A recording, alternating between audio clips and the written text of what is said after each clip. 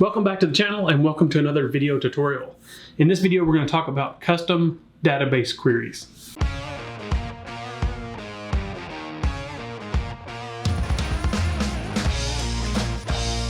So I want to show you guys how to do a custom database query inside of WordPress. All right, and it kind of concerns me that you're asking about that.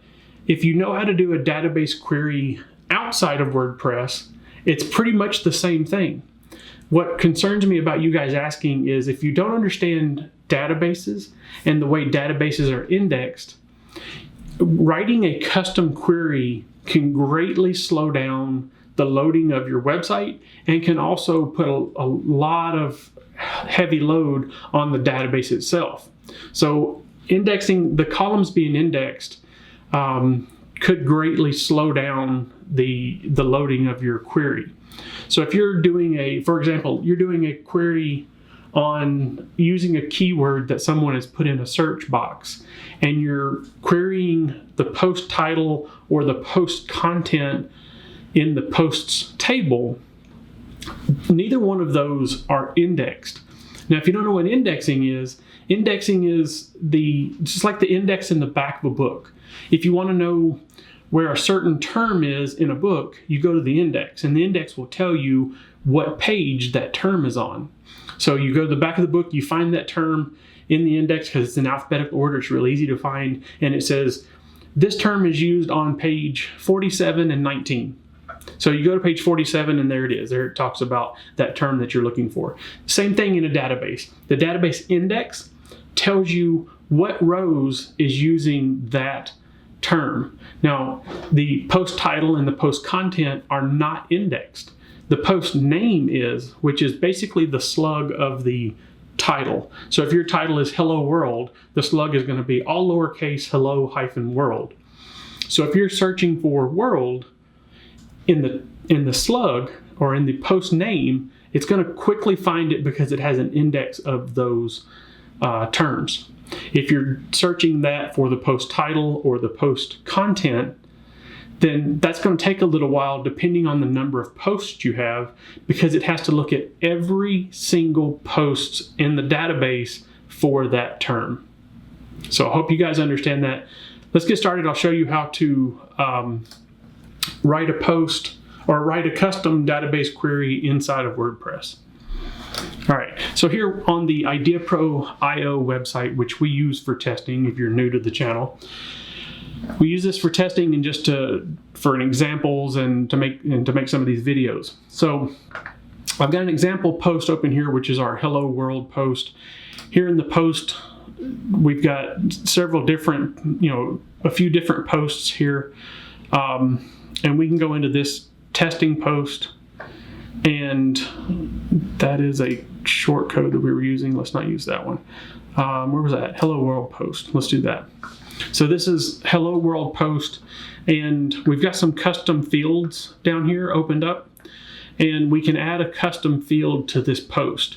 Now, when you add a custom field to a post, basically what it does is it puts a row in the post meta table that is the name is the key and the value is the meta value. So it's meta key and meta value, and I'll show you that in just a second here. All right, so we're going to go to our code editor. Now, one thing I want to talk about is if you're writing this inside of a function in the functions.php, or you're writing this inside of a plugin, WordPress automatically pulls that plugin and that functions.php from your theme into the WordPress structure. So I want to show you really quickly how we can do a database query outside of the WordPress structure, but still use all of the WordPress core. I do this sometimes for admin areas. Like we have a site that we've been working on for a while now that the entire site's built into WordPress, but they wanted an admin subdomain. So we created an admin subdomain, which basically makes it a whole different website, but we pulled in the WordPress core structure so that we can access all the core WordPress features and access the same database with very little coding on the admin side. So we were able to build an admin area that's separate from the main area, but still accesses the same database and the same core files. And the reason why I want to talk about that is because I want to talk about creating a standalone page that's outside of your WordPress theme or structure. And this is good if you didn't build your own theme and you're using a theme that someone else has built and you don't want to modify that theme, or you don't want to create a child theme from that, or you don't want to put it in the functions.php file or in a plugin. If you want to build a standalone page that doesn't include the header and footer, which you can do that also, and you just want to display those results from that database query right there on the page. You want just a blank page. Maybe you're building landing pages or what they call squeeze pages, right? Sales pages, and you don't want the normal website's header and footer on there, but you want to be able to pull from the database and stuff like that. So I'm going to show you with a test page here on how to access all that core WordPress stuff, and then we're going to do a database query from there. All right. So we're going to create a new page here, and we're just going to call it test.php. Okay, and we're going to make some PHP tags here. So we created this page, test.php, and it's actually in the root or the public HTML folder of our website, which is also the same folder that contains our WP config file, our WP cron file. It contains all these main files here, right? And so the one we want to look at right now is the WP load file. This WP load file, if you bring in that load file into your page, it basically brings in every bit of the WordPress core functionality, right? So up here on the top of our page, we're going to say require once, and we're going to say wpload.php. Now we can say wpload.php without changing any directories or anything like that, because it is in the same directory. The WP load file is right here. It's in the same directory as our test.php page. All right, so a good thing to do to make sure that it's loading that is just to say welcome. And if we go to our ideapro.io site and say test.php, it returns welcome here. Now, if for whatever reason you don't include that load file correctly, let's say we go back a directory. It still should work if we go back a directory because it's still the root. No, it didn't. It says the page isn't working. Now, that's the reason why I put this here, to make sure that that load file is working. Because if you just used include, sometimes it won't give you that error, right? So it's because we're including it and we're actually not loading this because that file doesn't exist in that // directory. So if we include it like this, it will work, but the problem is because we've included it, if it doesn't find that file, include will give us a warning if we have debugging turned on, but if we don't, it won't. It'll just give you blank. It won't tell you that it's not included.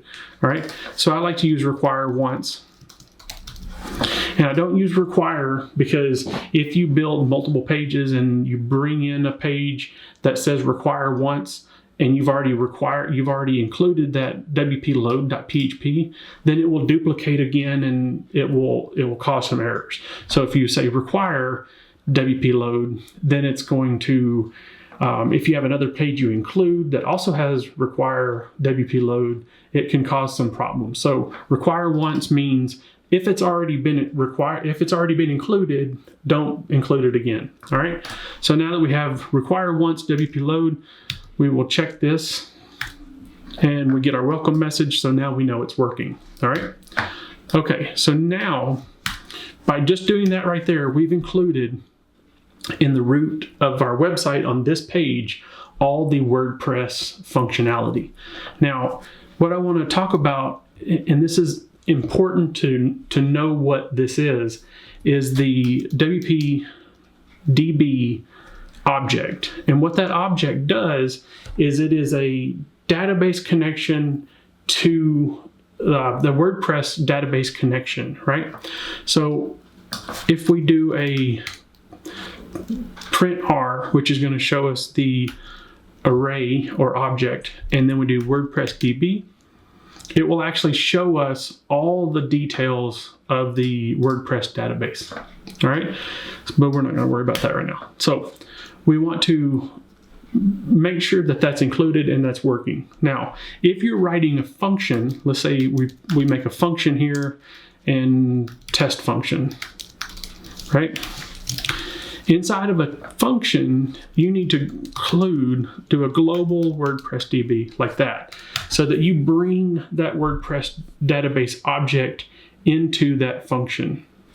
Okay, so we're not going to do that right now. We're just going to do, we're going to do a get variable, and we're going to say equals WordPress DB object get results. Now, WordPress gives you, this is a WordPress property of the WPD WordPress object, or that simple object. So get results is kind of a default. There's get results, there's get row, there's a bunch of different ones that you can use. But if you just use get results, it'll give you the ability to do basically any database query that you want. I don't recommend it on all of it. I recommend using the different functions that WordPress gives you and the different properties inside this WordPress database, the way they're used. And you can find those different properties inside the WordPress codex. All right. So inside of this, now we can write our query. So we're going to say select star. Come on, select star from, and now we're going to call this WordPress DB object again, and we're going to say prefix. Now, in your WP config file, you should have a prefix defined for the database. And typically when you install WordPress, the prefix is WP underscore and then the table name. That changes depending on who installed your WordPress, what your hosting is. Sometimes GoDaddy, Bluehost, stuff like that, they will give you a very random prefix, and that's good for security. If your WordPress website has WP underscore in the table structure, I would suggest changing that. And I can do a video on actually changing that later in another video. So the WPDB prefix, and then we're going to say posts, right? So now that's our database query there. And so now we can do a print R, which I always use the pre and the close pre to kind of show that that array stretched out, or that object stretched out. All right. So we're going to do inside of here, we're going to say get. And so now we're going to go to our page and we're going to refresh the page. And now this is basically an array. And then inside of each one of these array items is an object. And this is the post author, post date, post GMT, which is general mean time for the date, post content, post title. I hope you guys know what each one of those are. So as we go down through here, we're going to see images that probably don't exist anymore because this is a test site. If these images did exist, they would actually show up there. So so this is just the different posts throughout the site. So we can scroll all the way through and it just keeps going and going and going. All right. So basically we did we select star from posts. Now that gave us every post in the database. Now posts are posts, pages, attachments, inherits, where it inherits a post, revisions, if you've done a revision on a post. Just pulling all the posts is going to pull everything from the post table, and it can be very, very large. So what we want to do is we want to add where post type is equal to post. right? So now if we do that and we come back here and we refresh it, now it just gave us the posts that are a type of post. Now if we wanted to change this, we could change it to page, and now that will give us just a list of the pages inside of WordPress. All right, so we could say give us the attachment, where post type is equal to attachment. And we come back here and refresh, and now this is all the attachments inside of the post table, right? Okay, so we're gonna go back to post. Whoops. Where post type is equal to post, and post status is equal to publish. So now what we're doing is telling it to give us all the posts that are published. So we're going to do a refresh. So now it changed a little bit from our last query. My nose is itching for some reason. All right, so now it's just going to give us the posts that are actually published. And if they're in draft or in trash, it's not going to show up. And we could say draft. Let's see if we have any in draft. And we don't. So we're going to go back to publish. All right. So now we have a total of 7, and that's because this starts at 0. So 0, 1, 2, 3, 4, 5, 6, 7. So key 6 is actually the number 7 in here. All right. So that's how quickly to do.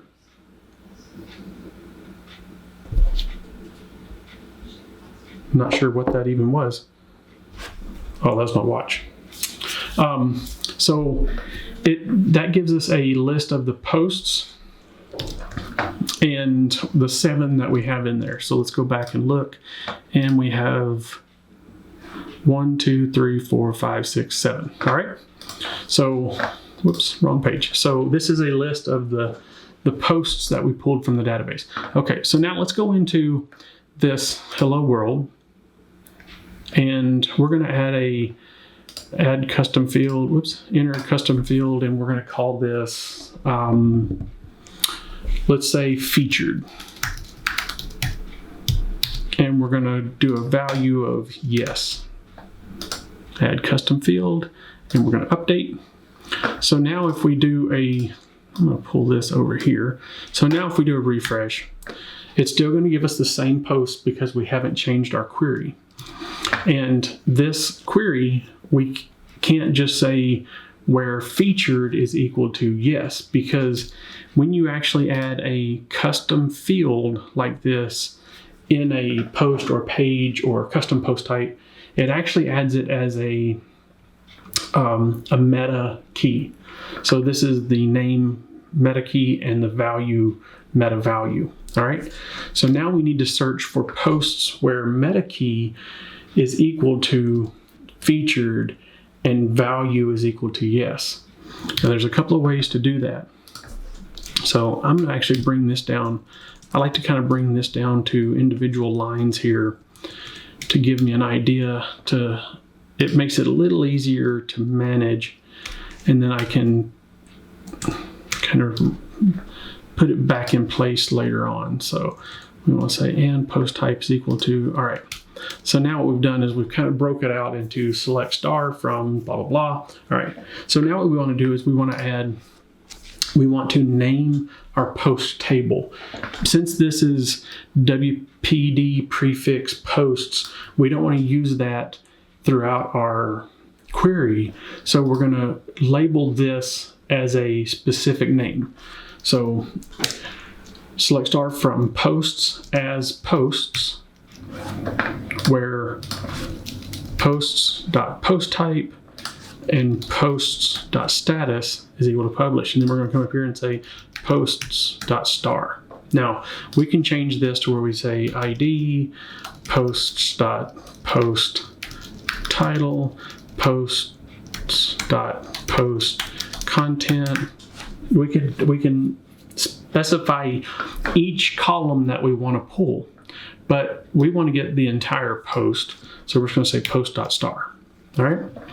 So now we want to add the meta table so that we can pull the meta fields, right? So what we're going to do on that is we're going to do a left outer join, and it's going to be the WordPress DB prefix post meta as meta. So what that is it's a left outer join for the post meta table as meta is what we're going to call that table. Now this is telling it that we want to left join the outer table post meta with the table posts. All right, so on posts.id equal to meta.postid, because in the post meta table, the meta ID is the main ID, the primary unique ID. The post ID is labeled as post ID. So we're going to join the posts table with the post meta table on ID equal post ID, right? And meta key equal to, and we're going to come back here to our featured, meta key equal to featured. So basically that's saying get the row from the meta table where meta key is equal to featured. Now down here, so let's say in this we say featured is no. So we want to make sure that, and we want to make sure we don't pull the ones that say no. We want to pull the ones that say yes. All right. So then down here in the where clause, we're going to say post.post type equal to post, and post.post status is equal to published, and meta.meta value is equal to yes. Now, we can just pull the posts that equal that, or we can actually pull the meta.meta value as featured. Let's call it featured, right? So now we're going to save that, and we're going to run this page, and it gives us one post. That one post is the only post that we've added featured as a custom field. And now we've pulled that here where it says featured is equal to yes. So let's go back in and let's go to another post. Gutenberg is awesome. We're going to go to this post. All right, and we're going to say, this is a list of just random stuff that we've done over the time. Where is featured? I don't see featured, it doesn't show up. So let's enter a new one. And we're gonna say featured. And we're gonna say no. Let's say no on this one. And then we're gonna let's go back to posts. Just a test post. All right, so we're gonna say enter new. Featured, and this one we're going to say yes. Okay, so now update. So now our query will pull the two posts. Here's 0 and here's 1. These are the two posts that say featured is equal to yes. So featured is equal to yes here, and featured is equal to yes here. Now, if we just wanted to see all the posts where that meta key featured exists, then we could take out this here, save it, and refresh, and now it's going to give us all the posts with featured either blank, yes, or no. So, but we want to make sure that we let's just pull the ones that, let's put that back in place, and let's just pull the ones that are no. There we go. All right, so I hope that gives you a little bit of an idea of how to do a custom database query. You guys didn't give specifics on what you were actually querying from the database or what you needed to query from the database. So I just wanted to give a general idea of how to do a query. You can also do inserts and updates. You can do basically anything that you can do outside of a WordPress database query. So let me know if you guys have any questions. Make sure to like the video, and we'll see you in the next one. Thanks.